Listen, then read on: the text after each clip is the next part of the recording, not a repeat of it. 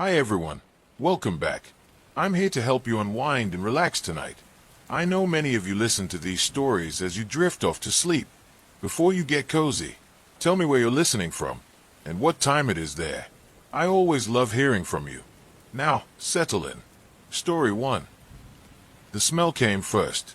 It drifted through the hallway of Briarwood Apartments sometime after midnight. Faint at first, almost sweet. Then heavier, metallic. Wrong. Mrs. Alden in Unit 3A thought it was bad plumbing. Mr. Kessler downstairs blamed the trash chute again. By morning, 3 tenants had complained to management. By noon, someone called the police. Detective Mara Vale arrived at 2:17 p.m. She hated apartment buildings. Too many walls. Too many secrets pressed into drywall and carpet fibers. Too many lives stacked on top of each other, leaking into hallways in subtle, ugly ways. Briarwood Apartments stood at the edge of town, a faded brick complex built in the 1970s and never truly updated. The lobby smelled like old cleaner and damp carpet. The manager, a nervous man named Elliot Crane, met her near the mailboxes. "It's coming from the 3rd floor," he said, voice tight. "Unit 3B. Tenant hasn't been seen in maybe 4 days.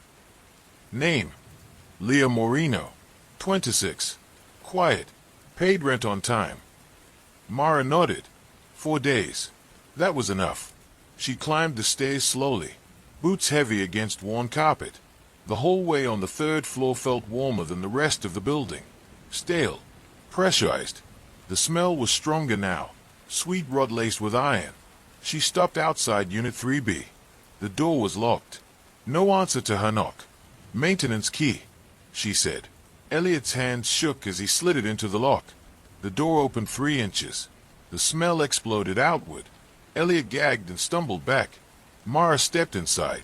The apartment was small, 1 bedroom, 1 bath, kitchenette, cheap furniture, blinds drawn, thick. And then she saw her. Leah Moreno was sitting upright on the couch, dressed, hands folded in her lap, head tilted slightly to the right. For 1 long second, it looked like she was waiting for someone. Then Mara noticed the color of her skin. Gray. Too still. Too deliberate. There was no visible blood. No overturned furniture. No obvious struggle. Just Leah. Arranged. Mara stepped closer. Leah's eyes were open and sewn shut. Neatly. Black thread. Mara's stomach tightened, but her face didn't change. She had seen bodies before, but not like this. Not staged like a doll. On the coffee table in front of Leah sat a small object. A Polaroid photograph. Mara picked it up carefully with gloved hands. The picture showed Leah, alive, standing in this very apartment, looking frightened. Written beneath it in black marker, she shouldn't have looked. The medical examiner arrived 20 minutes later. Time of death estimated at 72 to 96 hours prior. Cause of death wasn't immediately clear. No visible trauma. No blood. But there were faint bruises around Leah's wrists. And something else. A small incision behind her left eye. Precise. Surgical. Whoever did this knew what they were doing, the ME muttered. Mara didn't respond. She was staring at the wall behind the couch. At first, it looked normal. Then she noticed a section slightly discolored, a rectangle about 2 feet wide, as if something had been moved or removed. She walked over and pressed against it. Hollow. Her jaw tightened. Cut it open. Inside the wall was a narrow cavity between Units 3B and 3C, and inside that cavity were wires, a tiny drilled hole, and the unmistakable remains of a hidden camera. Someone had been watching Leah from inside the wall. Unit 3C belonged to a man named Daniel Hurst, 32, freelance IT technician. Lived alone. He wasn't home. His apartment was spotless. Too spotless. No camera equipment visible. No wires. No tools. But in his bedroom closet, behind a false panel, officers found a small metal box. Inside were Polaroids. Dozens. Women. Different apartments. Different rooms. All unaware they were being photographed. Some sleeping. Some changing. Some staring directly at the camera, like they had just discovered it. Every photo had a phrase written beneath it. She shouldn't have sung. She shouldn't have argued. She shouldn't have moved. And Leah's, she shouldn't have looked. Daniel Hurst turned himself in at 9:42 p.m. He walked into the station calmly, asked for Detective Mara Vale by name. "I figured you'd find it," he said. Mara studied him across the interrogation table. He didn't look like a killer. Clean-cut, average build, calm eyes. Too calm. "You were spying on her," Mara said flatly. "Yes." "You installed cameras." "Yes." "You murdered Leah Moreno." He tilted his head slightly. "I didn't murder her." Mara slid the Polaroid across the table. He smiled faintly. "She wasn't supposed to die." Silence. "What does that mean?" Mara asked. Daniel leaned forward slightly. "You're looking in the wrong direction." An hour later, forensic results came back preliminary. Cause of death. Not strangulation. Not stabbing. Not blunt force trauma. Leah Moreno had died from acute cerebral hemorrhaging. Massive internal bleeding in the brain. Triggered by sound. Mara read the report twice. Sound-induced hemorrhage. She walked back into interrogation. Daniel looked almost amused. "You know what she did?" he asked softly. Mara said nothing. "She found the camera." Pause. "She screamed." His smile faded slightly. "And she shouldn't have." The incision behind Leah's ear suddenly made sense. Surgical. Precise. Something had been inserted. Something experimental. Something designed to react to sound. Daniel's voice dropped lower. "You think I'm the monster." He leaned back in his chair. "But I didn't build it." Silence stretched across the room. Mara felt it. The shift. This wasn't a voyeur who panicked. This was something else. Something organized. Something funded. "Who built it?" she asked. Daniel's eyes flicked toward the two-way mirror. Then back to her. "You really don't know." That night, Mara couldn't sleep. She kept seeing Leah on the couch. Sewn eyes. Arranged hands. Like a warning. Like a message. And the words written beneath the photo. She shouldn't have looked. At 3:12 a.m., her phone buzzed. Unknown number. She answered. Static. Then a voice. Calm. Measured. Watching. "You opened the wall, Detective Vale." Her blood ran cold. "We don't like that." Click. The line went dead. Mara stared at her dark ceiling. This wasn't Daniel acting alone. This was bigger. The camera wasn't for obsession. It was for testing. Observation. Data collection. Leah hadn't just been watched. She'd been part of something. And now, someone was watching Mara. Detective Mara Vale arrived at the lab before sunrise. The building smelled like disinfectant and burnt coffee. Fluorescent lights buzzed faintly overhead. A thin, irritating hum that pressed against her temples. She hadn't slept more than 40 minutes. The anonymous call replayed in her head on loop. "You opened the wall, Detective Vale." "We don't like that." The word we had wait. Plural. Organized. Watching. Dr. Anika Rao, the department's consulting neurologist, stood over a stainless steel table in the forensic wing. On the tray in front of her lay a tiny object, no larger than a fingernail. Metallic. Curved. Delicate. "Is that it?" Mara asked. Anika nodded without looking up. "We removed it from behind the mastoid bone. It was embedded along the auditory nave." Mara stepped closer. It looked almost elegant. Like jewelry. "It's not commercially available," Anika continued. "This is specialized hardware. Microresonance receiver with a reactive filament core." In English. Anika met her eyes. "It's designed to respond to a specific sound frequency." Mara's stomach tightened. And if the correct frequency is transmitted, the filament vibrates at an extreme rate. That vibration transfers directly to the inner ear and into the cranial cavity. How extreme? Anika hesitated. "Enough to rupture blood vessels." Silence filled the lab.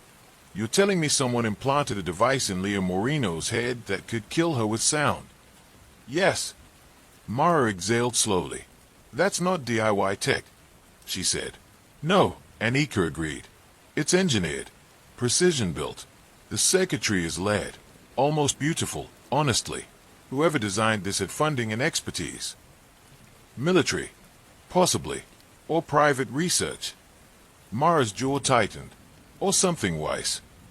Daniel Hurst sat in holding, calm as ever. Mara entered the interrogation room alone this time. No two-way mirror observers, no uniformed officers, just her and him. She placed a photo of the implant on the table. His eyes flicked to it. Recognition. You knew, she said. Yes. You installed cameras to monitor subjects. Yes. Subjects, she repeated. He didn't respond. Mara leaned forward. Who implanted the device? Daniel's jaw shifted slightly, the first crack in his composure. I wasn't supposed to know about that part. But you did. Yes. And you still stayed. His eyes sharpened. You think walking away was an option? The air changed. Mara studied him carefully. Who are they? Daniel looked at the ceiling for a long moment, like he was calculating something. They call themselves Meridian. The word hung between them. Meridian what? Mara asked. Just Meridian. No suffix. No corporation listing. No public footprint. What do they do? Daniel's voice dropped lower. They test thresholds. Thresholds of what? Pain. Faith. Compliance. Mara didn't blink. Using sound. Using anything. By mid-morning, a warrant team was tearing apart Daniel's apartment. Hidden under the floorboards beneath his bed, they found a laptop sealed in plastic. Password protected. Encrypted. Cyber forensics worked fast.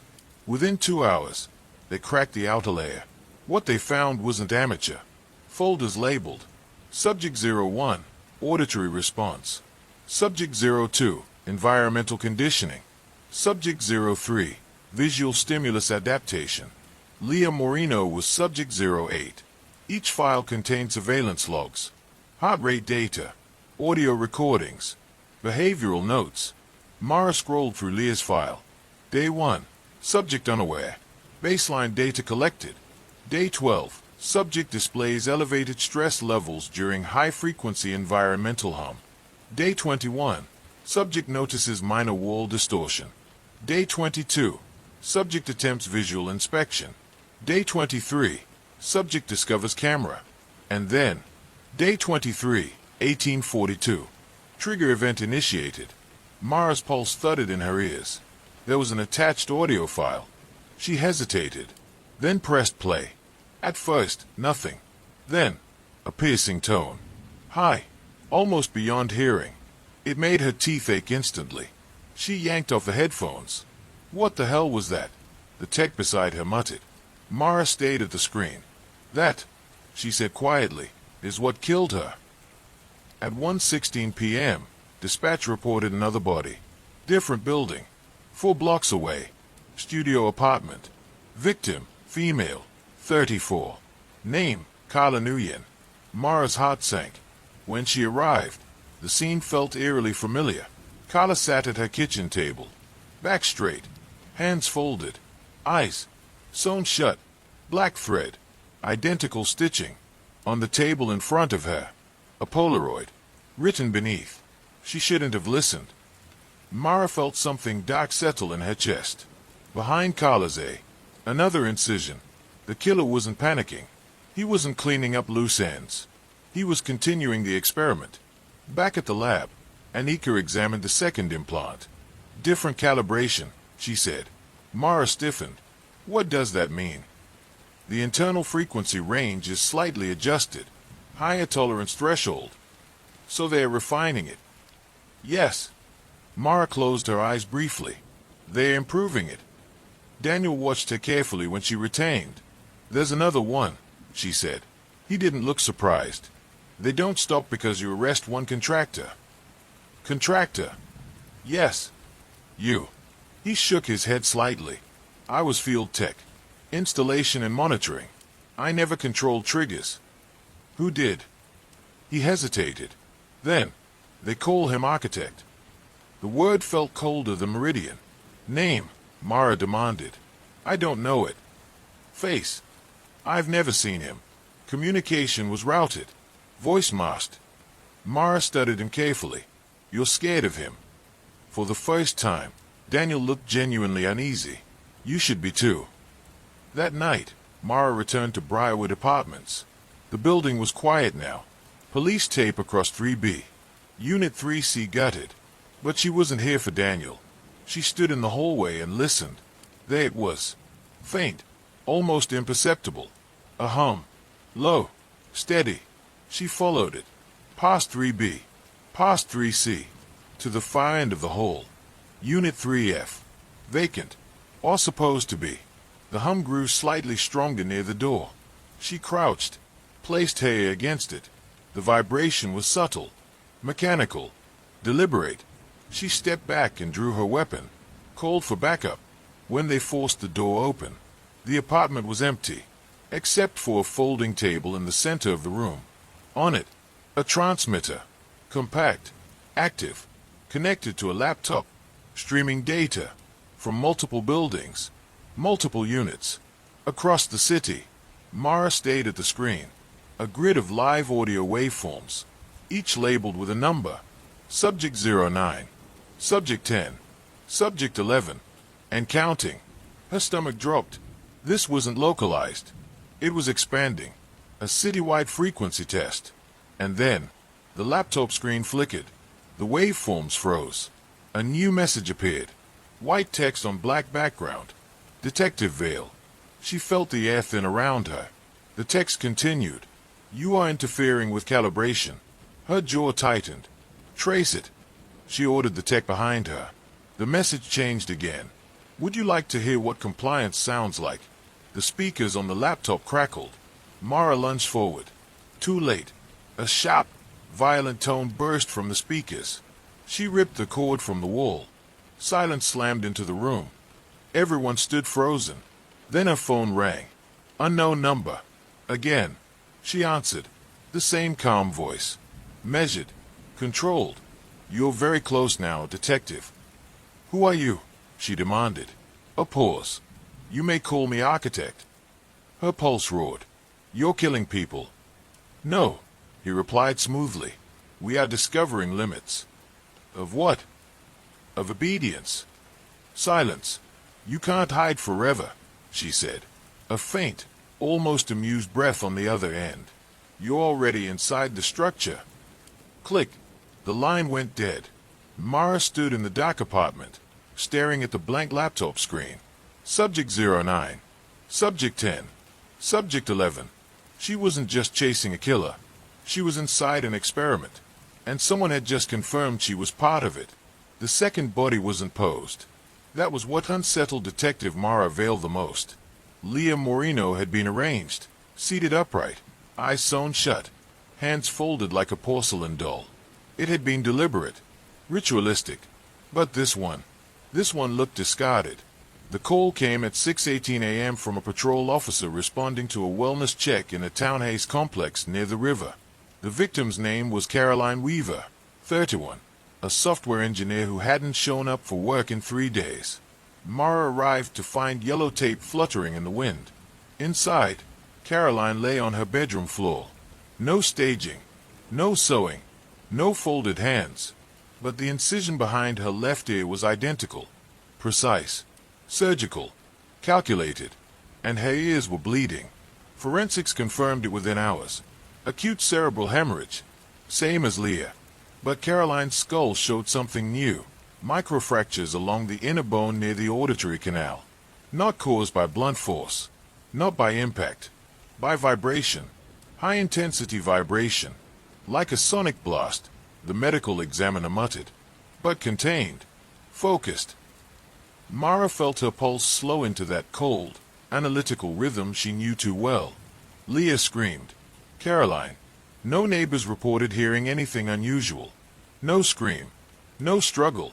So why was Caroline's skull fractured from sound? Unless she hadn't screamed. The sound had come from somewhere else. Daniel Hurst sat in holding, calm as ever.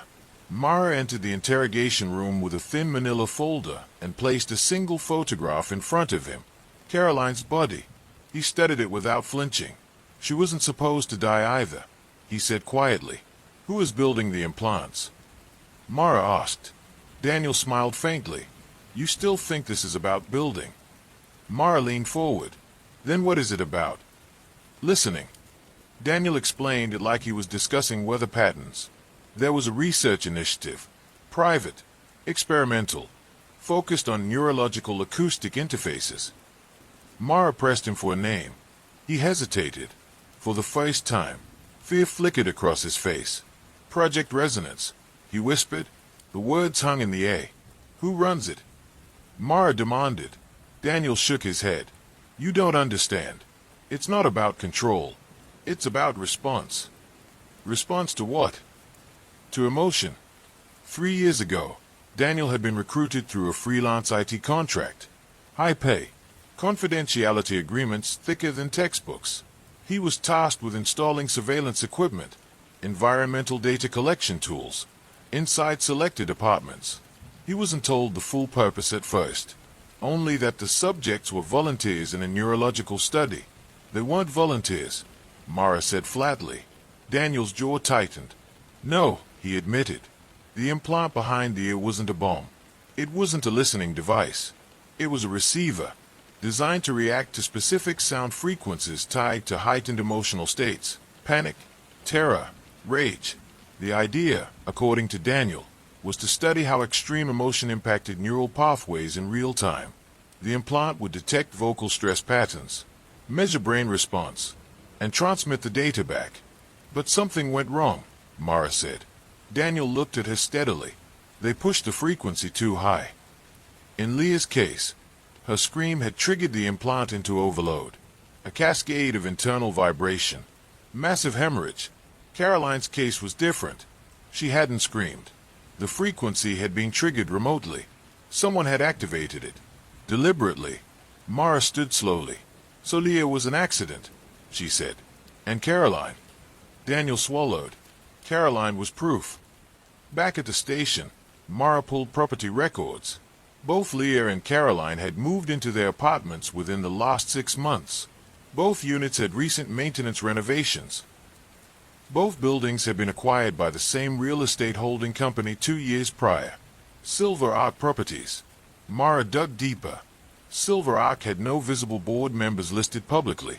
It was a shell corporation under a larger research investment group headquartered 2 states away. Name, Helix Dynamics.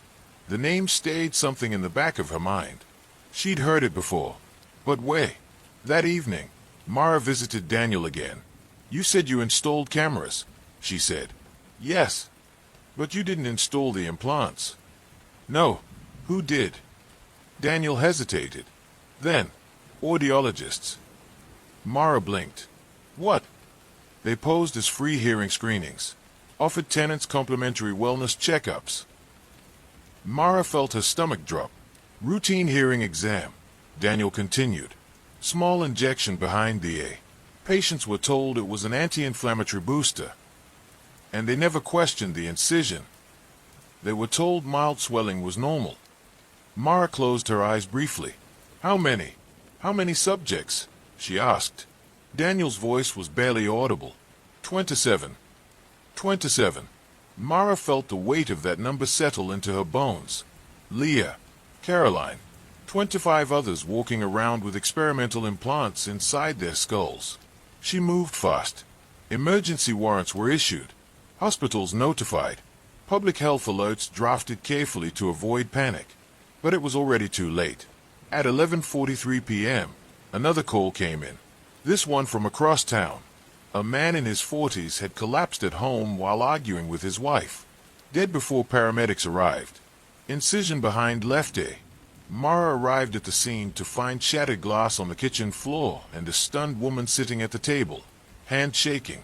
We were just arguing, the wife whispered. He yelled, and then he just... She made a choking motion. Mara stepped into the hallway and pressed her back against the wall. 3 dead in less than a week. The implant wasn't just malfunctioning. It was being weaponized. At 2:06 a.m., Mara received another call. Unknown number again. She answered this time without hesitation. You're escalating, the calm voice said. Her pulse didn't change. You killed him, she replied evenly. A soft chuckle. He killed himself. By yelling. By reaching a decibel threshold. Mara's jaw tightened. You're testing emotional spikes. A pause. You're learning quickly, detective. Who are you? Silence. Then, we are trying to understand the architecture of fear. The line clicked dead again. The next morning, Mara requested a full background report on Helix dynamics. What she found unsettled her more than the bodies. Helix had defense contracts, military research ties, neural adaptation studies, and one name surfaced repeatedly in funding reports. Dr. Adrian Kessler, neuroscientist, acoustic cognition specialist, former professor, disappeared from academia 5 years ago, now listed as Chief Innovation Officer for Helix. Mara stayed at the name. Kessler, Mr. Kessler downstairs in Leah's building, the tenant who had complained about the trash chute.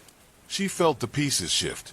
By noon, a warrant was issued for Unit 1C at Briarwood Apartments. Mr. Kessler's apartment. It was empty.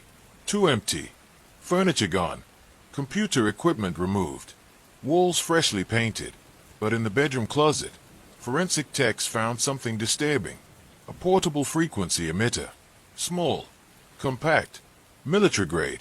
Daniel Hurst was brought back into interrogation. Mara dropped a photograph of the emitter onto the table. He stared at it. They weren't supposed to activate it outside lab conditions, he whispered. They did, Mara replied. Daniel looked up at her, truly afraid now. You don't understand, he said. The frequency doesn't just kill. What does it do? It conditions. According to Daniel, early trials showed that repeated low-level frequency exposure altered emotional response patterns. Subjects became more compliant, less reactive, more suggestible. The lethal spikes were a side effect, a flaw, but not the goal. Mara's mind raced. 27 subjects, conditioned, altered, and now someone escalating the tests. Why? Because the project was being shut down, or because it had succeeded. That night, Mara stood outside Briarwood Apartments again. Police presence was heavier now. News vans lined the street. Residents were being evacuated for medical evaluation. The building looked smaller somehow, more fragile. She stared up at the third-floor window of Unit 3B. Leah had found the camera. She had looked, and someone had panicked, or someone had decided she was no longer useful. Mara's phone buzzed again. This time, it wasn't an unknown number. It was a text. No sender ID. Just an image. A live camera feed.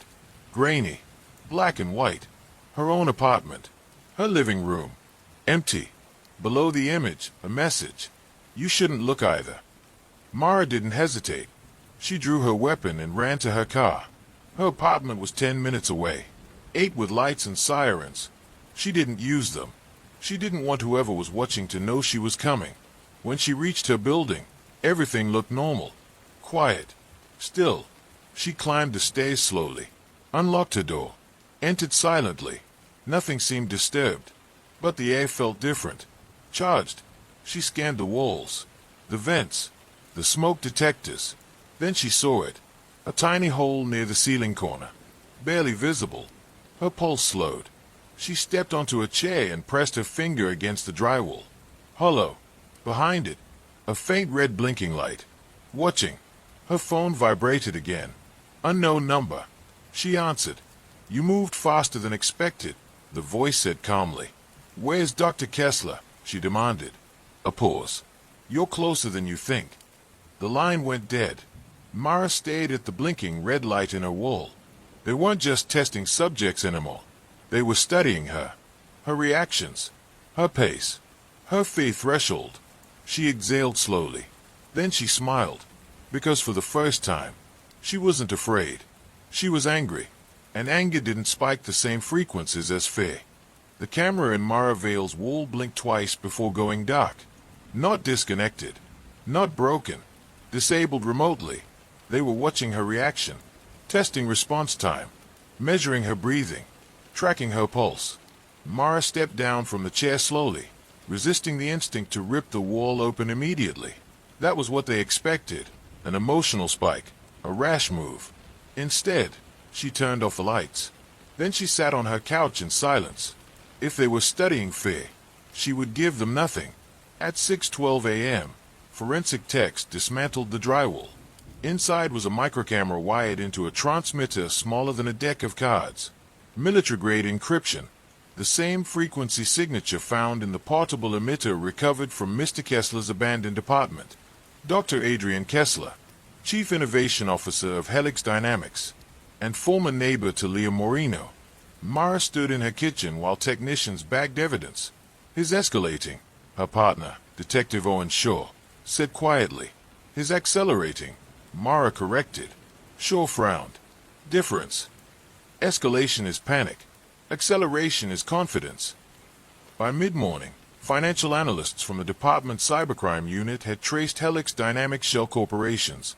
Silver Arc Properties had acquired 7 apartment complexes over 2 years, all in different cities, all near universities, all recently renovated with acoustic infrastructure upgrades. Soundproofing, reinforced walls, hidden wiring. They weren't just planting cameras. They were constructing environments, controlled emotional ecosystems. Daniel Heist requested to speak with Mara privately. He looked thinner, less composed. They moved the lab, he said without preamble. Where? I don't know exactly, but it's not in the city anymore. Mara crossed her arms. You said it wasn't activated outside controlled settings. Daniel's jaw tightened. It wasn't supposed to be. Supposed to be isn't reality. He exhaled shakily. Kessler believes fear is architecture. Mara waited. He thinks it is structure, patterns, frequencies that can be mapped like blueprints. And if you understand the structure, you can dismantle it. Or weaponize it, Mara said. Daniel didn't disagree. The break came from an unlikely source. A graduate student in biomedical engineering contacted the department's anonymous tip line after seeing news coverage of the implants. She had interned at Helix 2 summers prior. They were working on something called phase echo, she told Mara during a recorded interview. It involved remote stimulation. Stimulation of what? Mara asked. The amygdala, the fear center. Mara's pen stilled. How? Targeted ultrasonic frequencies. The student swallowed. They said it was for PTSD treatment. Mara had heard that before. Medical justification masking experimental control. Where was the lab? She pressed. The student hesitated, then slid a folded paper across the table. An address. An abandoned manufacturing plant 30 miles outside the city. By dusk, a tactical unit assembled in an unmarked convoy. Mara rode in the lead vehicle, staring out at the darkening highway. She felt it again, that subtle hum beneath her thoughts. The awareness of being studied. Kessler wanted her involved. He could have disappeared completely. Instead, he stayed close. Why? Because she was part of Phase Echo now. The plant loomed ahead, skeletal against the fading sky. Windows boarded. Parking lot cracked and overgrown. But thermal imaging showed heat signatures inside. Active. Operational. Mara gave the signal. The team moved in. The interior was colder than expected. Clinical. White walls erected inside the old factory shell. Cables ran along the ceiling like exposed veins. And at the center, a circular chamber. Padded. Soundproof. In the middle of it stood a single metal chair. Strapped into it was a young man. Conscious. Terrified. An incision behind his left eye. Mara's pulse spiked despite her control. Get him out, she ordered. Before officers could reach the chair, speakers embedded in the ceiling crackled to life. A calm voice filled the chamber. Welcome, Detective Vale. Dr. Adrian Kessler stepped into view behind reinforced glass above the chamber floor. He looked older than his record suggested. Silver at his temples. Measured eyes. No panic. You're trespassing, he said mildly. You're murdering people, Mara replied. Kessler tilted his head. Murder implies intent. The strapped man began sobbing. Mara stepped closer to the glass. Shut it down. Kessler's gaze flicked toward a console beside him. You're here to understand, he said. So understand. He pressed a button. A low hum vibrated through the chamber. Not loud, almost imperceptible. The young man stiffened. His breathing accelerated. Heart rate monitor beside the chair began climbing. "Stop it!" Mara shouted. The hum shifted. Higher. Sharper. The man screamed. And then, silence. He slumped forward. Blood trickled from his ears. Mara's world narrowed. She signaled the team. The glass barrier shattered under ballistic rounds. Chaos erupted. Officers flooded the upper level. Kessler didn't run. He simply stood there, hands folded behind his back. "Observe," he said calmly as they cuffed him. Paramedics confirmed it minutes later. The man was alive. Barely. Brain activity unstable but present. "He won't die," Kessler said as he was led past Mara. The frequency was calibrated below hemorrhagic threshold. She grabbed his collar. "You're experimenting on human beings." He met her gaze steadily. "Yes." Back at the station, Kessler requested to speak with her alone. Mara obliged. He sat across from her without visible restraint. "Why escalate?" she asked. "Because Phase Echo was being shut down." "By whom?" "Investors. They lack imagination." "You killed 3 people." "2," he corrected. Leah was an anomaly. Caroline. A proof of concept. Mara's fists tightened beneath the table. "You think fear is architecture," she said. "It is," Kessler replied evenly. "Every emotional state has measurable structure. Fear is the most consistent. And you want to dismantle it." "No," he said softly. "I want to own it." Kessler leaned forward slightly. "Imagine a soldier who does not freeze under fire. A witness who does not crumble under interrogation. A civilian population resistant to panic during crisis." "You're not building resilience," Mara said coldly. "You're building obedience." He smiled faintly. "Semantics." An alarm blared suddenly through the station. Shaw burst into the interrogation room. "Helix servers just activated remotely," he said urgently. "We're getting signals from implants all over the city." Mara felt ice slide down her spine. "How many active subjects?" 23 confirmed. Kessler leaned back in his chair. "You came to shut down the lab," he said quietly. "But Phase Echo is decentralized." Reports flooded in within minutes. A college student collapsed in a lecture hall. A grocery store cashier fainted mid-shift. A rideshare driver veered off the road after screaming uncontrollably. The frequencies weren't lethal, but they were active, triggered simultaneously, citywide. Mara stared at Kessler. "You're proving you don't need a lab," she realized. He didn't deny it. "The architecture exists in the signal," he said calmly, "not the building." Cybercrime traced the signal origin, not from the plant, not from Helix headquarters, from multiple cell towers, piggybacking on public infrastructure, encrypted bursts embedded in ordinary transmissions. "You turned the entire city into a speaker system," Mara said. Kessler's eyes glinted. "Sound is everywhere, Detective." Outside, sirens wailed across the city. Hospitals filled with patients experiencing disorientation, panic attacks, temporary paralysis. None fatal. Controlled thresholds. A demonstration.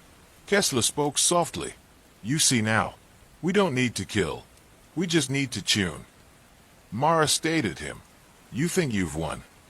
"I think," he replied, "that you finally understand the architecture." Her phone buzzed in her pocket. A private alert from Shaw. They had located the master relay. A mobile unit. Moving. Someone else was still operating Phase Echo. Kessler watched her expression shift. "You're not the only architect," he said. Mara stood slowly. "Who?" she demanded. For the first time, Kessler hesitated. "Fear," he said quietly, "is contagious." She left the interrogation room without another word. Outside, Shaw handed her a tablet. GPS tracking showed a signal hub moving toward downtown, toward the densest population grid. If the thresholds were raised, the casualties would multiply exponentially. Mara slid into the passenger seat of an unmarked SUV. Lights on. No sirens. Her pulse steady. Anger, not fear.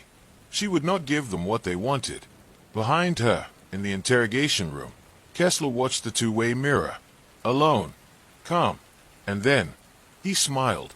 The mobile relay was moving fast. Too fast for something transmitting ultrasonic bursts across half the city.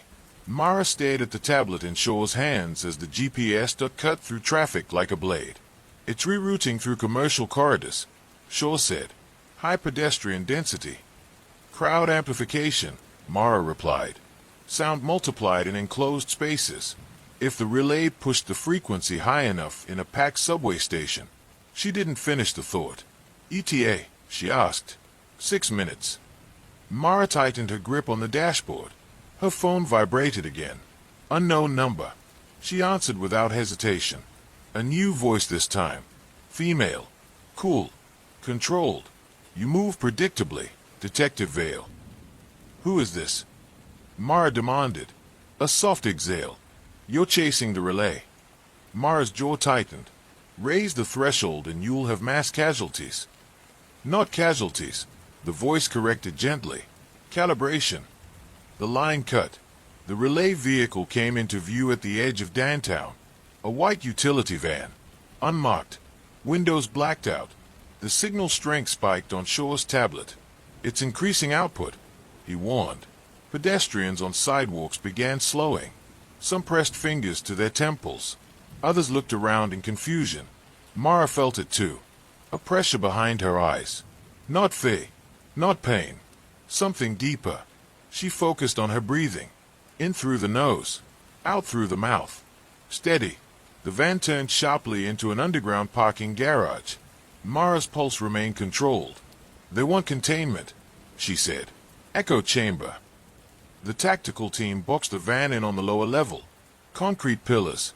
Low ceilings. Perfect acoustics. The hum intensified. Officers flinched. One dropped to a knee. Clutching his head. Mara stepped out of the SUV slowly. No siren. No shouting. She approached the van deliberately. The rear doors swung open. Inside sat a woman in her early 40s. Headset on. Hands resting lightly on a control console. Her posture was calm. Almost serene. Dr. Evelyn Rourke, she said before Mara could speak. Behavioral acoustics. Mara recognized the name instantly. Co-author on Ailey Hellick's research papers. Rourke smiled faintly. Kessler was always too theatrical, she said. He needed spectacle. I prefer scale. You're triggering implants across the city, Mara said evenly. Yes. Why? To complete the map. The hum rose again. Mara felt a ripple in her chest. Around her, officers staggered. Rourke adjusted a dial. Fear has layers, she continued conversationally. Surface panic. Defensive aggression.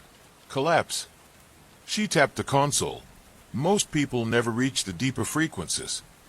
A nearby officer screamed suddenly and fell backward. Blood trickled from his nose. Mara's heartbeat jumped, but she forced it down. You're going to kill someone, she said. Rourke shook her head. Not today. She turned another dial. The hum dropped abruptly. Officers gasped in relief. The lethal threshold is crude, Rourke said. I'm refining it. Mara stepped closer. Shut it off. Rourke studied her carefully. You're fascinating, detective. Turn it off. You're resisting. Mara didn't answer. Rourke tilted her head. We embedded a passive monitor in your building weeks ago. Mara's blood chilled, but her face stayed neutral. We've been tracking your baseline. You implanted me. Mara asked quietly. Rourke smiled. No. A pause. You don't need one. The words landed heavier than any frequency spike. Rourke gestured lightly toward the officers. They spike immediately. Elevated cortisol. Disorganized neural firing. Her eyes sharpened. You, however. Mara held her gaze. You're angry. Not afraid. Yes, Rourke said softly. Anger resonates differently. Shaw stepped forward cautiously, weapon raised. Deactivate the relay, he ordered. Rourke didn't move. You think this is about killing, she said. It's about control. Mara's voice was steady. It's about understanding. Rourke corrected. Suddenly, Shaw's tablet beeped sharply. Signal surge, he shouted. Mara's phone buzzed simultaneously. Emergency alerts flooded in. Downtown subway station. Concert hall. 2 high-density zones. Implant activity spiking. Mara's eyes snapped back to Rourke. "You're not the only relay," she realized. Rourke smiled wider. "Decentralized architecture." Mara lunged forward. Shaw and 2 officers pulled Rourke from the van. Mara climbed inside. The console screen showed multiple active nodes blinking across the city map. 3 additional mobile relays, all increasing output. Rourke laughed softly as she was restrained. "You're fighting the wrong battle, detective." Mara scanned the controls. Encrypted, but not unfamiliar. She had studied Daniel's schematics. The frequency pattern wasn't random. It was laid in waves. If she inverted the modulation, she might disrupt the signal. Her fingers moved quickly. Behind her, Rourke called out calmly, "You can't silence fear, detective. It amplifies." Mara ignored her. She flipped a switch. The hum in the garage stuttered. Shaw winced. "Careful." "Trust me," she said. She adjusted the frequency offset, matched it, then reversed it. A sudden pulse rippled through the garage. The hum collapsed into silence. Shaw stared at her. "You just jammed it." Temporarily. On the screen, 1 relay node flickered out. 2 remained active. Sirens echoed faintly from the city above. Hospitals were overwhelmed. Non-lethal, but destabilizing. Rourke watched Mara with quiet admiration. "You're adapting," she said. "You're under arrest," Mara replied coldly. Rourke leaned back against the patrol car as cuffs tightened. Kessler believed fear could be owned. She smiled faintly. "I believe it can be orchestrated." Back at the station, Kessler was informed of Rourke's capture. He didn't look surprised. "She always wanted to conduct," he murmured. Mara entered the room. "You built the implant," she said. "She refined the signal," he replied. "You planned this." "No," Kessler said quietly. "She did." Mara studied him carefully. Phase echo was never about resilience. Kessler hesitated. "No, it was about predictive modeling." His silence confirmed it. "You wanted to predict behavior based on fear responses." "Yes." "And Rourke?" "She wants to induce it." A tech rushed in. "Detective, remaining relays just spiked." Mara's heart kicked once, but she kept control. Locations: 1 near the subway station, 1 inside the concert venue. Evacuations: in progress, but signal strength is climbing. Kessler spoke softly behind her. "She's pushing toward hemorrhagic threshold." Mara turned slowly. She said, "Not today." Kessler met her gaze. "Evelyn believes in proof." Mara ran. The subway station was chaos. Commuters stumbling up stairwells. Some crying. Some disoriented. A few bleeding from ears. The frequency was higher here, contained by tile walls and low ceilings. Mara forced her breathing steady. "Find the relay." She scanned the platform. A maintenance cart. Unattended. Signal strongest neared. She sprinted forward. The hum sharpened. Pain lanced behind her eyes. Not fear. Pressure. She reached the cart. Inside, a compact emitter wired to the station speaker system. Ingenious. Terrifying. She ripped open the panel.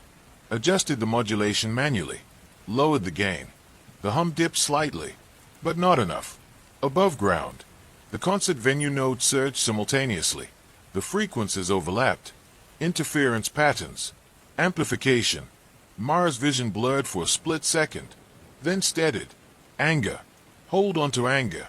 She reversed polarity. The emitter sparked, then went dark. Silence flooded the station. At the concert hall, SWAT neutralized the second relay minutes later. Citywide signal strength plummeted. Hospitals reported stabilization. No confirmed fatalities. Barely. Back in interrogation, Rourke sat composed. "You improvised beautifully," she said to Mara. "You nearly killed dozens," Mara replied. Rourke shrugged lightly. "Threshold experiments are delicate." Mara leaned forward. "Why involve me?" Rourke's eyes softened slightly. "Because you are the control." "Explain." "You're resistant." Mara's jaw tightened. You don't spike. You don't fracture. She leaned closer. We needed to understand why. The room fell silent. Mara's mind raced backward. The cameras in her apartment. The monitoring. The measured calls. You weren't just studying the subjects, she realized. You were studying me. Rourke nodded once. You've experienced trauma before. Mara's expression didn't change. But inside, something shifted. How do you know that? She asked quietly. Rourke's smile was almost sympathetic. We screened law enforcement profiles before selecting apartment complexes. Mara's pulse slowed. Calculated. They chose Briarwood because of me, she whispered. Rourke didn't answer. She didn't need to. In the adjacent room, Kessler watched through the glass. For the first time, he looked uncertain. Mara didn't react when Rourke said it, but the words followed her out of the interrogation room like a shadow. You are the control. The hallway outside felt narrower than usual. Fluorescent lights hummed faintly overhead, a normal, harmless sound. Yet after days of frequency spikes and engineered resonance, every vibration felt suspect. Shaw caught up to her. You okay? I'm fine. You don't look fine. She stopped walking. They chose Briarwood because of me. Shaw stared at her. What? They screened law enforcement profiles. Rourke said it. That doesn't mean. It means they didn't randomly plant those complexes. Her voice was calm. Too calm. They built a test grid around a variable. You. Yes. Shaw ran a hand over his face. Why you? Mara didn't answer immediately, because she already knew. 15 years earlier. Warehouse fire. Hostage situation gone wrong. She had been a patrol officer then. 24. 2 victims trapped inside. 1 child survived. 1 didn't. The building collapsed while she was still inside. Pinned under debris. Smoke inhalation. Heat. Panic. She remembered the sound most of all. The roaring collapse. The scream cut short. She hadn't screamed. She hadn't frozen. She had moved. Slowly. Methodically. Even as the ceiling fell. Psych evaluations later described her as emotionally compartmentalized under extreme stress. Commended. Promoted. Profiled. Rourke hadn't been guessing. They had studied her. Back in interrogation, Kessler requested another meeting. Mara obliged. He looked less composed now. Less certain. You didn't tell her, she said. I didn't know she selected you specifically, he replied. You screened police records. 4 baseline comparisons. Why Briarwood? Kessler hesitated. It was within range. Of what? The monitoring radius. Mara leaned forward. You embedded passive sensors in that building long before Liam moved in. Yes. And you tracked my physiological responses. Yes. Without an implant. Yes. Silence. You wanted to know why I don't spike. Kessler studied her with something like academic fascination. Most people experience fear as chaos. You experience it as compression. Her eyes narrowed. Explain. You narrow. Focus. Emotional output stabilizes instead of escalating. She didn't like how precisely he described it. You were mapping resistance, she said. Yes. And Rourke. She wants to eliminate it. The implication settled heavily. If Rourke could identify what made someone resistant to engineered fear, she could design frequencies to break it. A tech analyst entered abruptly. Detective, we've been going through Helix's seized service. Find something. There's another layer. Mara felt her spine straighten. Define layer. Phase echo wasn't just implants and mobile relays. The analyst turned the screen toward her. A city infrastructure grid. Cell towers. Traffic systems. Public announcement networks. All capable of ultrasonic transmission bursts. Mara's pulse stayed even. They embedded it into municipal systems. Not fully, the analyst clarified, but enough nodes remain active that someone with access could reactivate segments. Rourke? Shaw asked. She's in custody, Mara replied. The analyst hesitated. There's remote access authorization still running. From where? A blinking IP trace appeared on the map. Inside the police department. The room went silent. Shaw spoke first. That's not possible. Mara didn't blink. Show me. They traced the signal down 2 floors. Evidence processing. Room 214. Officers moved carefully. Weapons drawn. The door to 214 was locked from the inside. Mara signaled. Breach. The door burst open. Inside, Daniel Hurst sat at a workstation. Cables ran from a confiscated Helix console into the department's network port. His hands hovered over the keyboard. He didn't resist. He didn't even look surprised. You weren't supposed to figure it out this fast, he said quietly. Shaw grabbed him, pulling him back from the console. What are you doing? Shaw demanded. Daniel's eyes went to Mara. She's not finished, he said. Who? Mara asked. Evelyn. Rourke's voice echoed faintly from the hallway behind them. She always adapts, Daniel. Mara turned sharply. Rourke stood there, uncuffed.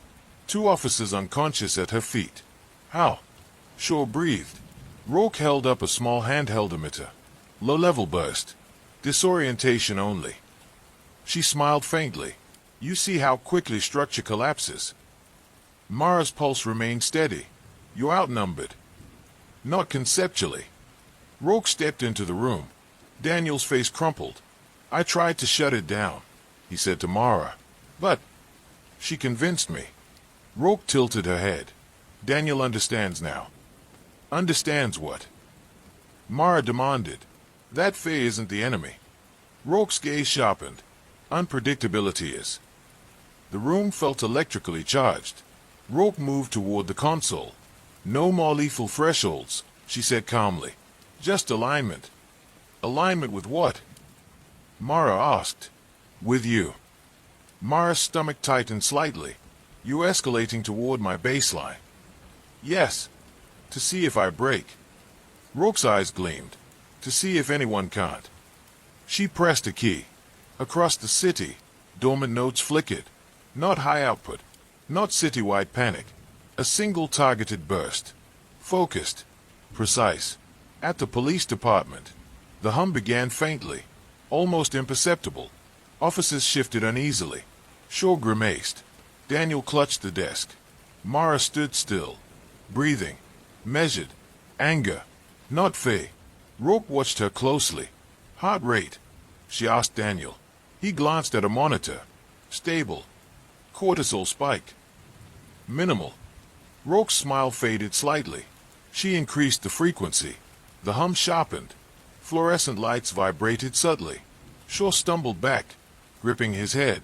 Mara's vision narrowed, but didn't blur. The pressure built behind her ears. Her jaw clenched. Not Faye. Compression.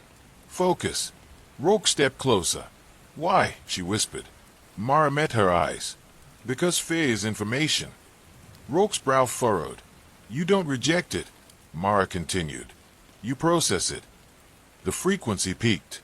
A glass panel cracked. Daniel cried out. Officers collapsed outside the doorway. But Mara stayed upright, breathing slow. Eyes steady. Finally, Rourke's hand trembled. She cut the signal. Silence crashed into the room. For the first time, Rourke looked uncertain. You're an anomaly, she said softly. No, Mara replied. I'm human. Shaw, regaining his footing, lunged forward and tackled Rourke. Officers swarmed. Cuffs snapped shut again, this time reinforced. Daniel sobbed quietly. It wasn't supposed to hurt anyone, he whispered. Mara looked at him. It already did. Hours later, the infrastructure nodes were neutralized. Helix assets frozen. Federal agencies stepped in. Phase Echo dismantled. On paper. But Mara knew better. Architecture doesn't vanish. It lingers in design. In memory. In systems built to amplify. That night, she stood alone on her apartment balcony. The city below hummed with ordinary sound. Cars. Voices. Wind. Natural frequencies. Uncontrolled. Unengineered. Her phone buzzed. Unknown number. She stayed at it. Then answered. Silence. Then, a faint, distant hum. Not loud, not rising, just there, a whisper in the static. Her pulse didn't change. Fear is contagious, a voice said softly. Not Rourke, not Kessler. Someone new. You stopped Faye's echo. A pause. But you proved it works. The line went dead. Mara lowered the phone slowly. Across the skyline, a construction crane blinked red against the dock. Another building rising. Another system embedding itself quietly into infrastructure. Architecture expanding. She exhaled. This wasn't over. It had evolved. The hum stayed with her. Not in the A. In memory. 3 days after Faye's echo was dismantled, the city felt normal again, at least on the surface. News cycles shifted. Commentators debated ethics. Federal agencies sealed files under national security language. Dr. Evelyn Rourke was transferred to a federal holding facility. Dr. Adrian Kessler followed under heavy guard. Daniel Hurst entered protective custody. Helix Dynamics officially dissolved. Officially. But Mara's new architecture didn't dissipate.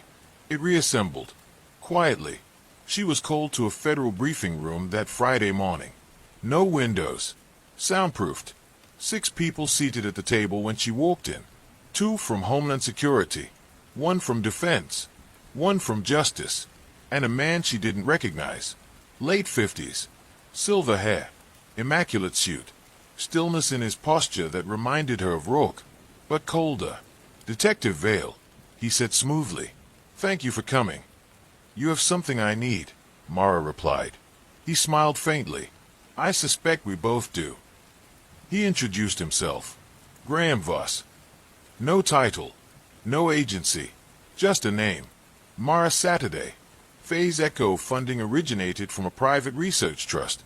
One of the federal agents began. We traced that trust yesterday. The agent turned the folder toward her. At the top of the page. Voss Strategic Development Initiative. Mara didn't look at Voss. You financed Helix, she said. Yes.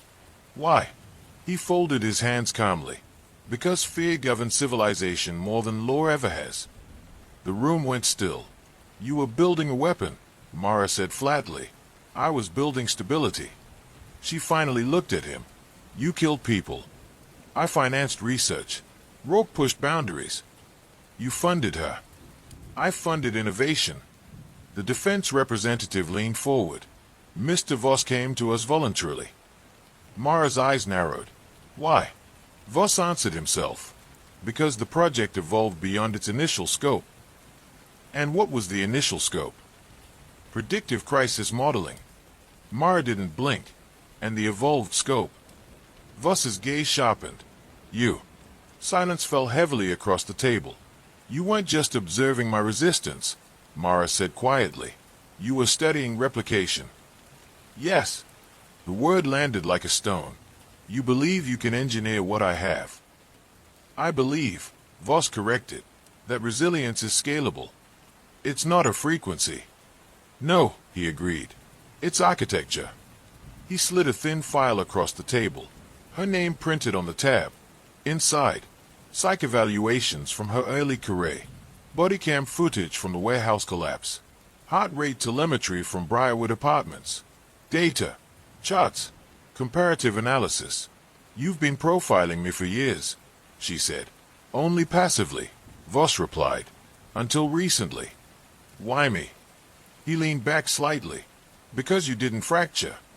Sure. Seated beside her, shifted uncomfortably. What do you want now? He asked. Voss's eyes never left Mara. Partnership. Mara almost laughed. You think I'd work with you? I think, Voss said calmly, that you want to prevent the next Rourke. And you think funding more research accomplishes that? I think controlled research is safer than rogue experimentation. She leaned forward. You lost control the moment people died. Voss didn't flinch. On the contrary, he said softly, we learned exactly where control fails. The Homeland Security agent interjected. There are foreign entities already attempting similar research. Mara's jaw tightened. You're telling me this is a race? Voss nodded once. Architecture spreads. She closed the file. You built Faye's Echo. I funded it. You studied me. Yes. You want to replicate me. Yes. Her pulse remained steady. Anger, not fear. Voss noticed. He always noticed. That's precisely it, he said quietly. You process threat without amplification. She stood. I process it without losing myself. And that, Voss replied, is invaluable. 2 hours later, Mara left the building without signing anything. Outside, the city air felt sharper. Shaw caught up to her. They're serious. I know. If someone else builds Phase Echo, they will. He exhaled. So what do we do? Mara stayed at the skyline. We find out how far this architecture already spreads. That night, a package arrived at her apartment. No return address. Inside, a small audio recorder and a handwritten note. Prototype Session 1. Her pulse didn't change. She pressed play. The recording began with static. Then, a familiar hum. But laid differently. Not escalating. Not sharp. Almost harmonic. Underneath it, a voice. Her voice. From years ago. Bodycam audio from the warehouse collapse. Breathing steady. Issuing commands. Measured. Focused. The hum beneath it shifted subtly with her tone. A modulation pattern. Engineered to mirror her baseline. She stopped the recording. Her phone buzzed immediately. Unknown number. She answered. You hear it? Voss asked calmly. You synthesized my response pattern. Yes. Why send it to me? Because we succeeded. She felt something colder than anger. You replicated it. Partially, he said. In controlled subjects. How many? 6. Alive. Not hemorrhaging. Not collapsing. Their fear responses dampened. Stabilized. You're conditioning people, she said. We're strengthening them. You're altering them. We're enhancing resilience. Her gaze drifted to the city lights. You don't get to decide what fear should look like. Voss's voice softened slightly. Society already does. The line clicked off. The next morning, a new incident hit the news. A hostage standoff downtown. Armed suspect barricaded inside a bank. Negotiators expected volatility. Instead, one of the hostages disarmed the suspect calmly, methodically, without visible panic. Security footage showed something uncanny. The hostage movements were precise. Breathing steady. Voice measured. No tremor. No spike. Mara watched the footage in silence. Behind the hostage left a faint surgical mark. Voss's prototype. Federal agencies classified it immediately. But Mara had already seen enough. Phase Echo wasn't dead. It had been refined. Lethal thresholds removed. Emotional dampening optimized. She felt a familiar compression in her chest. Not fear. Resolve. That afternoon, she visited Rourke in federal custody. Rourke smiled faintly through the glass. You met him, she said. Yes. And his wife. Rourke laughed softly. Graham doesn't believe in chaos. He believes in control. He believes in inevitability. Mara studied her. You knew he'd pivot. Yes. You let him. I outgrew him. Rourke leaned closer to the glass. He doesn't want to weaponize fear. He wants to erase it. The idea unsettled Mara more than any frequency spike. Fear wasn't just weakness. It was warning. Instinct. Human. You can't remove it without removing something else, she said quietly. Rourke's smile faded. That's what he's discovering. As Mara left the facility, her phone buzzed again. Not unknown this time. A blocked federal channel. Voss, you saw the footage, he said. Yes. No fatalities. No panic. No chaos. Not yet, she replied. A pause. You think I'm the villain, he said calmly. I think you're building something you can't fully predict. Silence. Then, that's why I need you. She stopped walking. You don't need me. I need to know where the architecture breaks.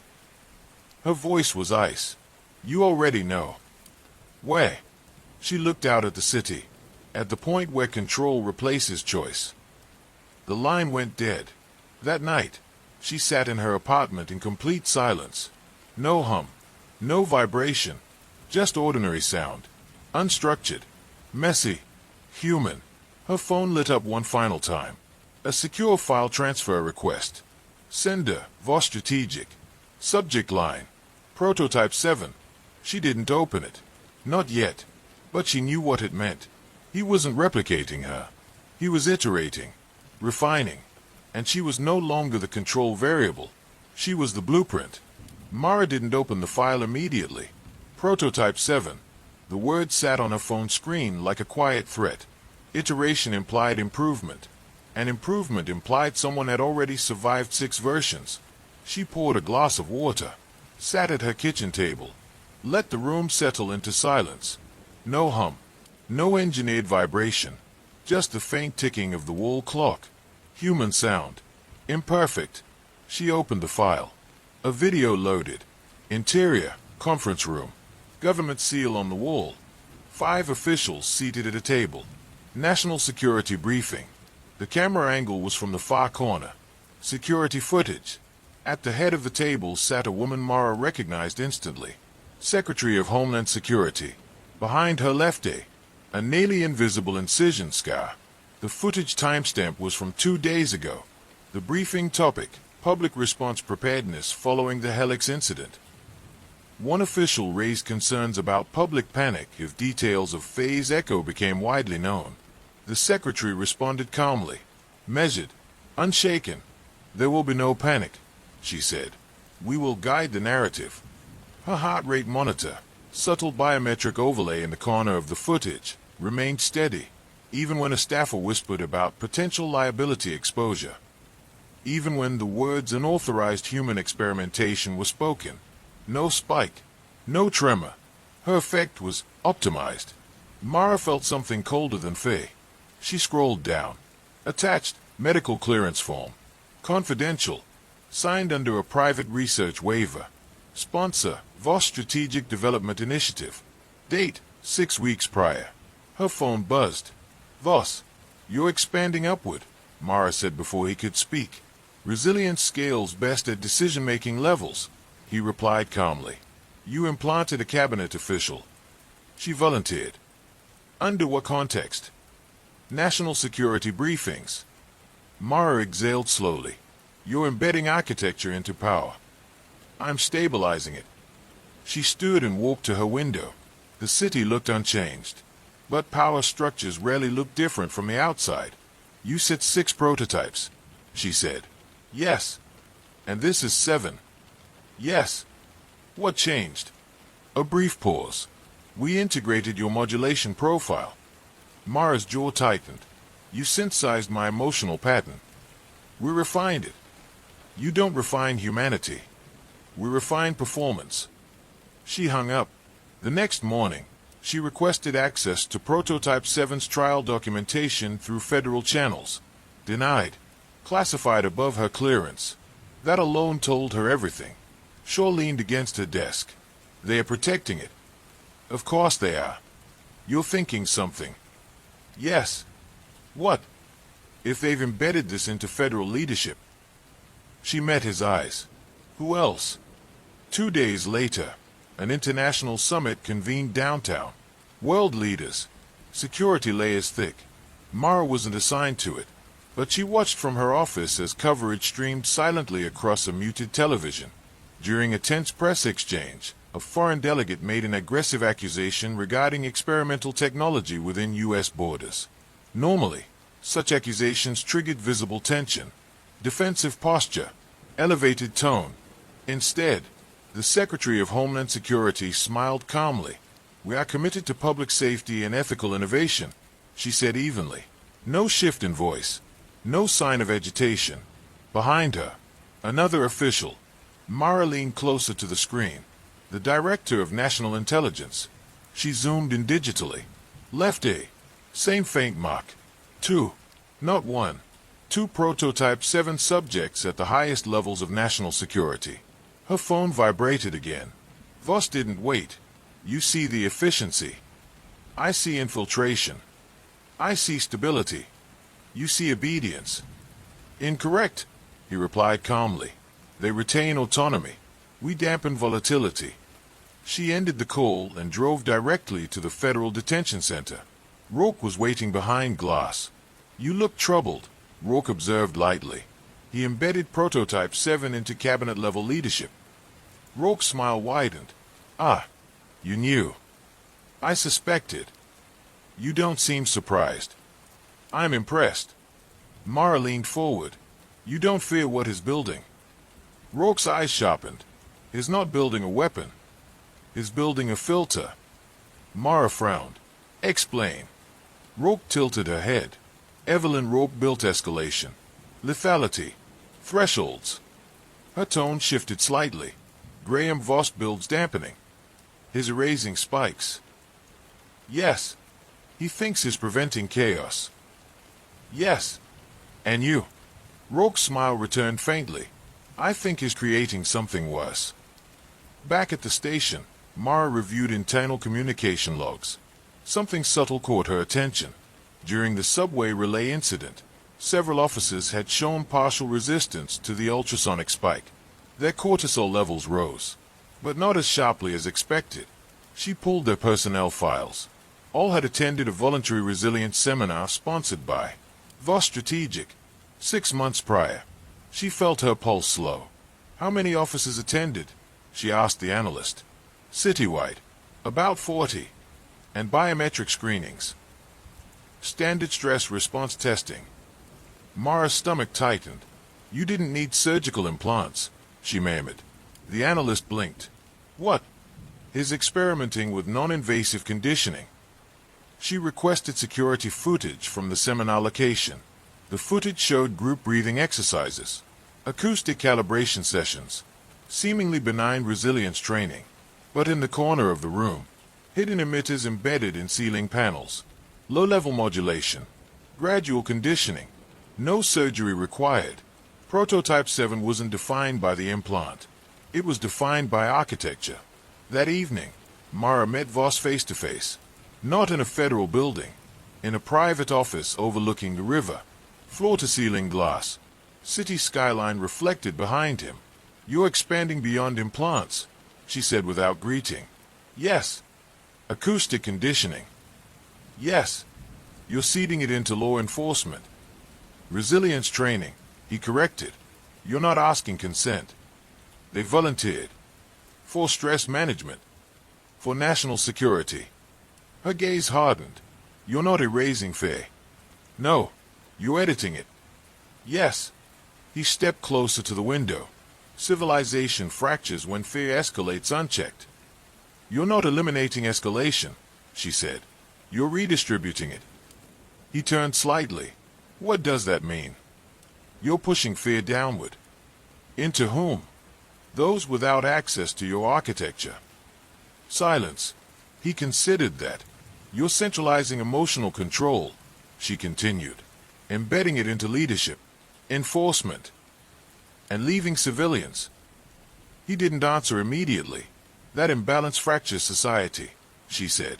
He met her gaze, only temporarily. Her pulse stayed steady. You don't understand, she said quietly. Fear isn't a flaw. It's adaptive. Yes, but you're stripping it from those who need it most. He folded his hands calmly. You're still angry. Yes, and that anger stabilizes you. She didn't deny it. You're proof this works, he said softly. No, she replied. I'm proof that fear processed naturally works. He studied her in silence. You won't join me. No, you won't endorse this. No, he nodded once. I expected that. She turned to leave. One question, she said. He waited. How many Prototype 7 subjects exist? A pause. 7 confirmed. And Prototype 8? His faint smile returned. In development. That night, Mara sat alone again. Her apartment quiet. Her thoughts sharper than ever. Phase Echo had evolved. No longer about lethal spikes. No longer about hemorrhage thresholds. Now it was about emotional governance. And it was already embedded. Her phone vibrated. Secure message. Not from Voss.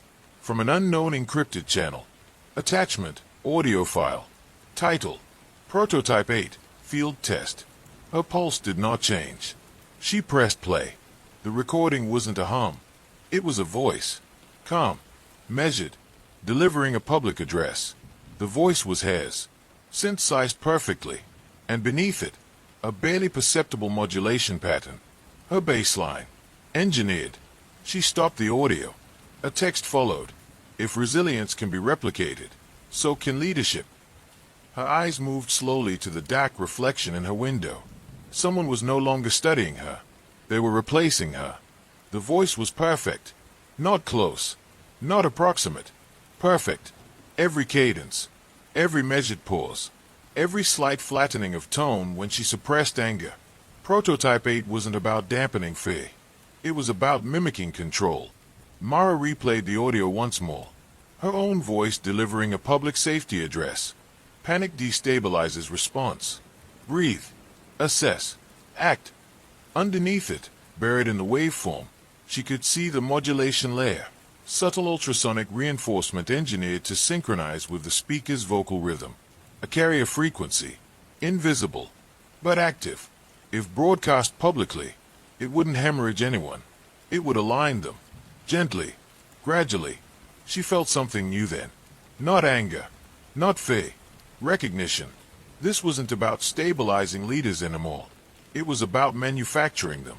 At 6:40 a.m., Shaw walked into her office holding a tablet. You need to see this. She turned the screen toward her. News footage from overnight.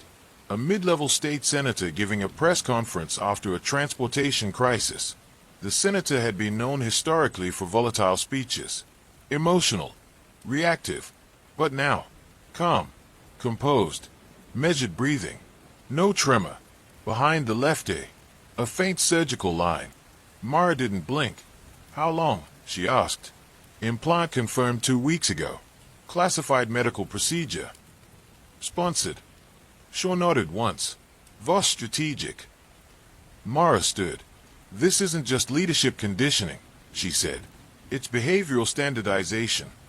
Shaw frowned. You think he's trying to build a template? I think he already has one. Her name echoed silently in her own head. By noon, she was back in Voss's office. This time, she didn't sit. You synthesized my voice, she said. Yes. You're embedding modulation into public broadcasts. Yes. You're conditioning civilians without consent. He studied her carefully. It's not coercion. It's influence. All communication is influence. Not like this. He moved to a side monitor and activated a projection. A city grid appeared. Overlaying it, broadcast transmission towers, emergency alert systems, public address networks. If a crisis emerges, he said calmly, panic spreads faster than information. And what if we could precondition response to remain calm? You don't get to precondition free will. We already do. She stared at him. Education. Law, media, he continued, all shape response architecture. You're skipping the human part. I'm refining it. Her jaw tightened. What is Prototype 8? He hesitated. Then, leadership redundancy. The phrase settled heavily. Explain. If key figures are incapacitated, emotionally or physically, response fractures. So you create backups. Yes. Trained. Conditioned. With my baseline. Yes. The cold clarity hit her. You're building replicas. Not replicas. Continuity models. You're replacing people. I'm ensuring stability. Her phone buzzed. Incoming alert. Location ping. Downtown courthouse. Live address beginning in 2 minutes. Speaker listed. Detective Mara Vale. Her blood ran cold for the first time in days. That's not possible, Shaw muttered. Mara didn't wait. By the time she reached the courthouse plaza, a crowd had gathered. Media vans, cameras, podium set up under city seal. And standing behind it, same height, same haircut, same posture, Voice calm and steady as microphones amplified it across the plaza. Public trust requires emotional clarity, the duplicate said. Mara stopped at the edge of the crowd. Her pulse remained controlled, but the world felt slightly off balance. The modulation beneath the speech was subtle. She could hear it now. A laid hum. Not aggressive. Not spiking. Stabilizing. People in the crowd stood unusually still. Listening. Not agitated. Not restless. Aligned. Shaw whispered beside her. That's not CGI. No, Mara said quietly. It's surgical. Prototype 8 wasn't synthetic audio. It was a person. Conditioned. Trained. Voice modulated. Behaviorally patterned after her psychological profile. A living template. She pushed through the crowd. Security blocked her path. The duplicate glanced toward her. Their eyes met. Identical stillness. Identical measured breath. But something was missing. Depth. The duplicate continued speaking. Fear is information. Panic is distortion. Her own words, taken from interrogation transcripts. Mara stepped forward and called out clearly. Who trained you? The duplicate paused for half a second, a fraction too long, then resumed. I am here to serve public stability. Shaw muttered. She didn't answer. No, she didn't. Federal agents moved in quickly once identity was challenged. The duplicate was escorted away without resistance. Calm. Composed. Even as cameras flashed. Inside a secured holding room, Mara stood face to face with Prototype 8. Up close, the resemblance was unnerving. Bone structure matched through subtle surgical adjustments. Vocal cords tuned. Behavior trained. Who are you? Mara asked. The woman's expression remained neutral. Continuity Unit 8. Your real name. A slight pause. Classified. Did you volunteer? Yes.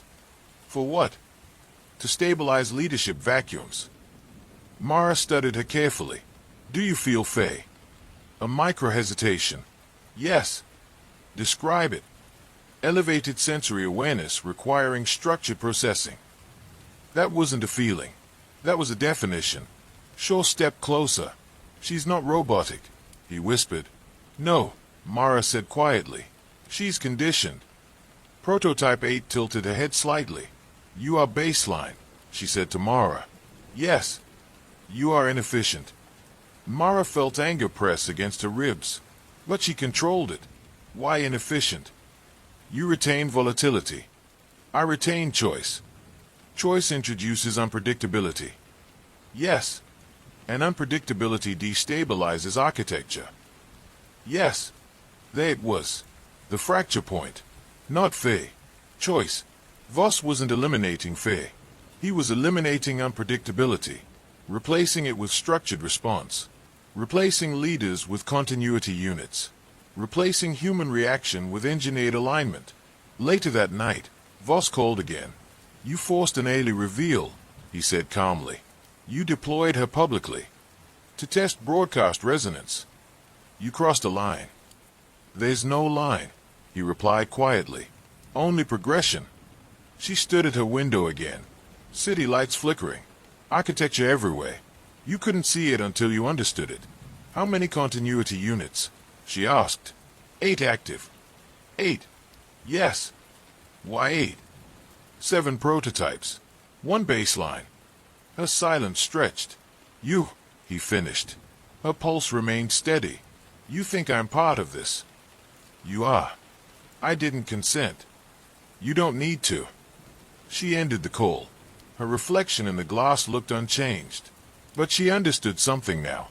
Prototype 8 wasn't her replacement. It was her mirror, engineered to remove the one thing she still carried. Volatility, choice, anger, human variance. Her phone vibrated one final time. Encrypted file. Subject line. Replacement protocol. Phase 1 complete. Below it, Phase 2 initiates in 72 hours. She didn't open it. Not yet. Because she already knew what Phase 2 would mean. Not just conditioned leaders. Not just broadcast modulation. Wider deployment. Civilian scale. Not lethal. Not violent. Just gradual alignment. And once architecture embeds deeply enough, no one remembers what volatility felt like. Mara exhaled slowly. Fear is information, but so is resistance. And architecture can be dismantled if you know where the load-bearing walls stand. She picked up her phone. Dialed Shaw.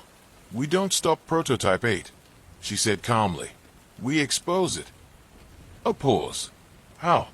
She looked out over the city. By breaking the pattern. 72 hours. That was the countdown.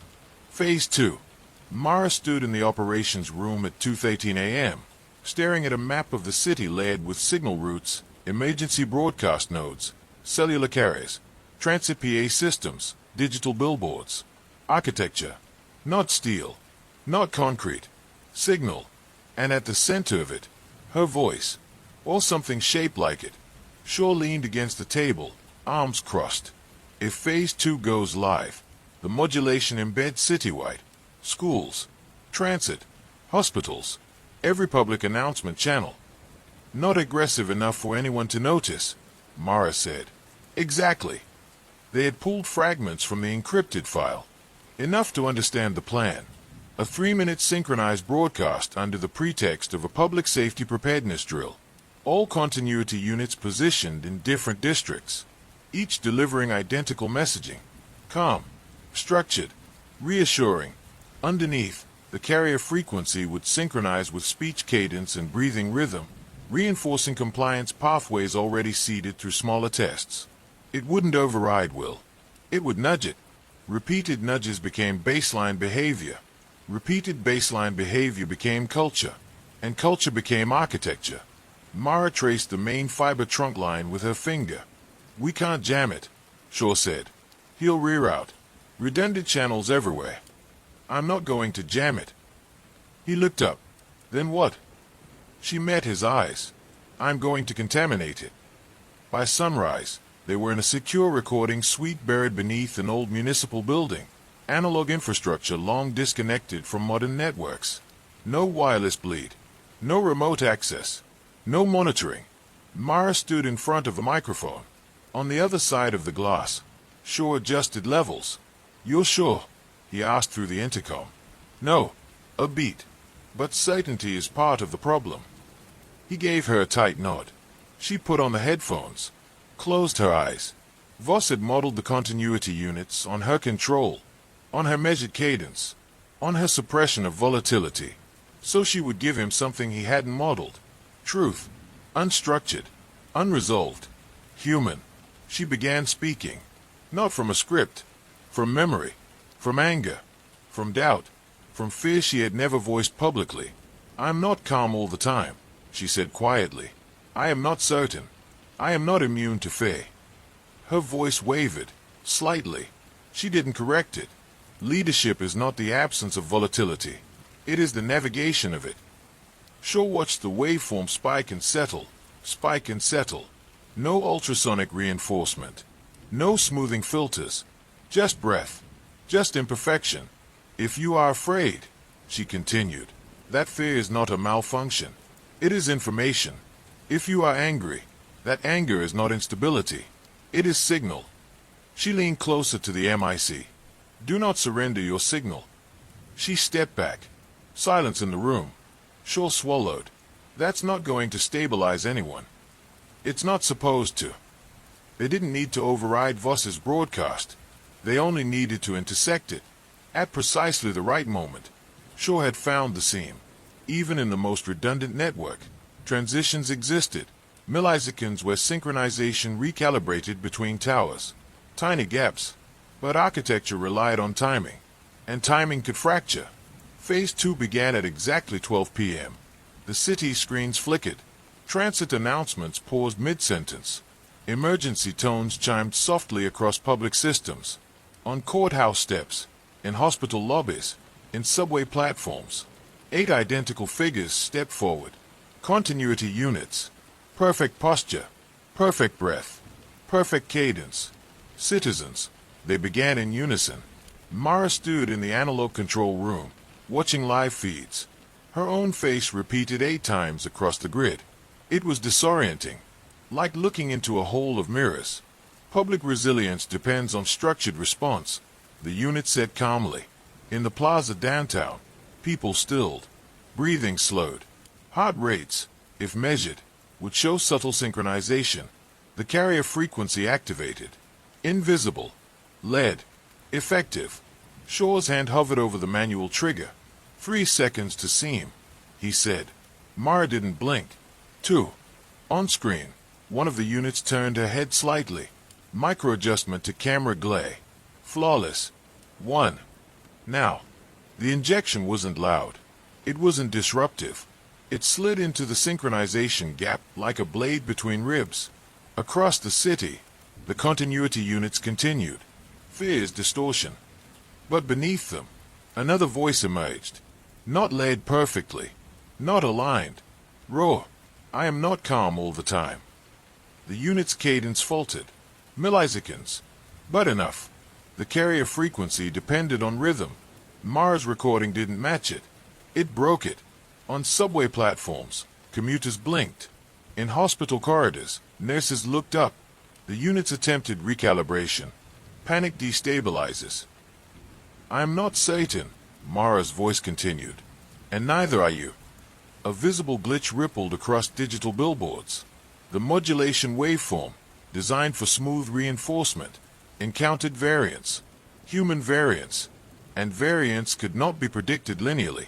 In his private control center, Adrian Voss watched the feeds fracture. He didn't raise his voice, but his jaw tightened. Isolate the interference, he ordered. Technicians scrambled. It's analog injection, no return path. Override. We can't stabilize the carrier. The rhythms are colliding. On screen, one continuity unit paused mid-sentence. Her eyes flickered, not mechanically, but cognitively.